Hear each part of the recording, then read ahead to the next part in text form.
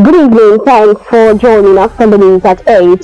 Today, the 27th day month of March 2024. I am Grace Dorcas Inikachi. First major headlines. ABGA hails governor for stopping pensions for former ABN governors. Blackout hits Abuja.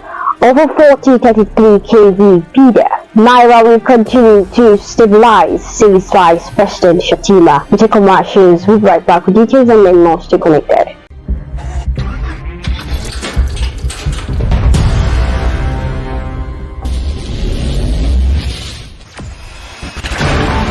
Experience the smooth and strong feeling that consistently surpasses expectation. Leading the way in high-performance lubricants, Master Supermoto Oil is as durable as titanium. Welcome back. Now the details. The Progressive Ghana Alliance ABGA has commended Governor Alex Otti and the Abia State House of Assembly for abolishing the law that recommended pensions for former governors of the state and their deputies. This is as the party has blasted the national chairman of the Progressives Congress APC, Alhaji Abdullahi Ganduje, for his alleged derogatory remarks against Governor Chukwuma Soludo of Anambra State and ABGA. ABGA, in a statement by the National Vice Chairman Reverend Augustine Ehimere and the National Organizing Secretary Emmanuel Ibokwe, saluted the courage of the governor and the lawmakers in abrogating the pension law, which the party described as self-serving. A former general manager of Abia State Tourism Board, Mrs. Onyekachi Atuloma Lofte, will be inducted into the Hall of Fame of 100 top tourism personalities in Nigeria. This was disclosed on Tuesday by a leading travel magazine in West Africa, ATK News, in a statement by its publisher, Ikechi Uko. Mrs. Atuloma Lofte, former SSA East-Wide Governor Okezi Bazu on tourism and entertainment, is believed to have made giant strides over the years in the tourism and entertainment sectors of Abia State. Deputy Speaker of Nigeria's House of Representatives, Right Honorable Benjamin Okeze Kalu, on Tuesday said that the use of parliamentary diplomacy has helped Nigeria in managing border challenges as well as other issues arising from xenophobic attacks against her citizens.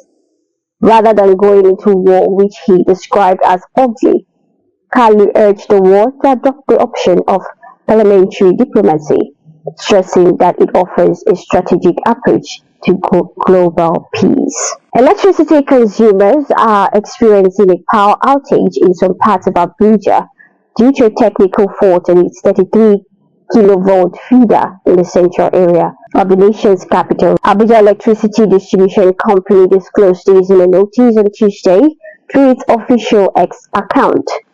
The firm said areas affected are Dakibiu, Kado Estate, part of Life Camp, Afab Estate, Life Camp and environs. AEDC noted that its technical team is working to restore the electricity supply to the affected areas. Benue State University Teaching Hospital, Bisut Makurdi, has buried 74 unclaimed corpses in its morgue. The 74 unclaimed corpses were evacuated and buried by the men of the Benue State Sanitation Agency. Governor Haichad Alia of the state on Monday gave the approval for immediate evacuation and burial of the corpses. Vice President Shatima Kashim says Naira will continue to stabilize in the coming weeks and months. Shatima gave the assurance at the inauguration of the National Design and Innovation Competition held at the Presidential Villa in Abuja on Wednesday. President Bola Ahmed Tinubu has condemned the reprehensible act perpetrated by kidnappers across the country, declaring that individuals involved in such despicable crimes must be treated as terrorists. The president made the declaration on Tuesday at Ramadan dinner with members of the Federal Judiciary led by the Chief Justice of Nigeria, CJN Justice Olukayode Arinwola. The Minister of State Petroleum Resources, Henneken Lokberbori, has once again expressed fear that the newly inaugurated Dangote petrochemical refinery, Port Harcourt Refinery, and Warri Refinery, as well as Kaduna Refinery and modular refineries in the country, may not get enough crude oil locally for the production of petroleum products without increase in production in the sector. Lokbobiri expressed his fear publicly for the third time in the last 4 months at the 2024 sector retreat for the ministry held yesterday in Abuja, with the team building synergy for enhanced development in the oil and gas sector. Rector of the West African Broadcast and Media Academy, Webma, Dr. Ken Ike Okere, is billed to speak at the 42nd Intercultural and Communication Conference of Texas Southern University School of Communications, holding between April 8th and 12th in Houston, Texas, United States of America. Okere's invitation cemented partnership relationship between the academy and the university. According to an announcement by the TSU School of Communication regarding the 42nd Communication Week event, Dr. Okere will lead an interactive workshop on fact-checking and detecting misinformation. A former Minister of Communications, Adebayo Shitu, has urged the federal government to explore non-kinetic approach in dealing with the maniac phenomenon of banditry in Nigeria.